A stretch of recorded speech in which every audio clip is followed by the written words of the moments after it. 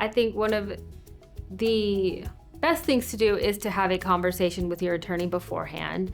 Be prepared. We will explain to you what will happen in mediation, how the day will go, what you need to be prepared for. With that said, what we want to be prepared for is knowing where your finances are at, how all of your money is getting spent, what it is that you are wanting to get out of the mediation is something to think about as well. Sometimes I have clients that have no idea what they want, but if you know what you want, if you know which part of the community assets you are wanting once you walk into mediation, it's a lot easier to get. With custody agreements and child support and visitation, it's also more beneficial to come in with a schedule. So if it's something where you're wanting an atypical schedule, I would be prepared for that. If you have a unique work schedule, I've got situations where my clients work offshore, so they're gone for 15 days and they come back for another 15 days and they're gone for 15 days at a time.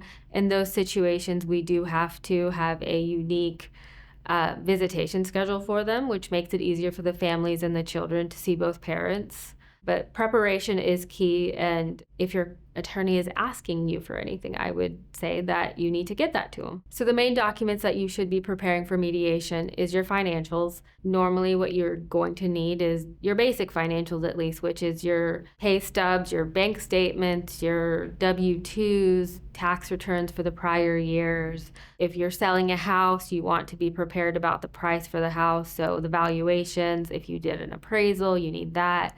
Car titles, really anything that makes up your financial picture is what you would need for mediation in order to be prepared. Anything you could have for your kids ahead of time is beneficial. School records, medical records, their school schedules is helpful if they have extracurriculars.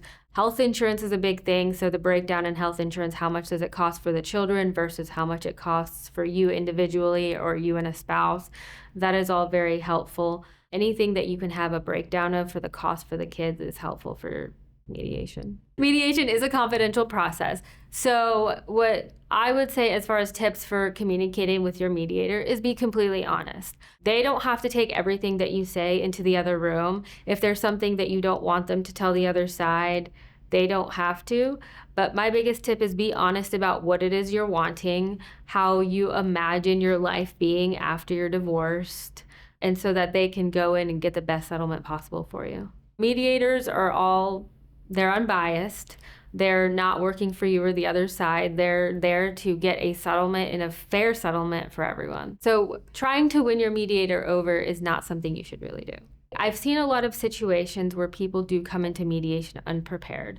Whether it was their attorney's fault or their fault, setting reasonable expectations is key. You do have to understand when you go into mediation, you're not going to get everything that you want, and the other side is not going to get everything they want. But there is a good middle ground for everyone. An example would be if you're wanting to get primary custody of your children, and the other side is wanting the same thing.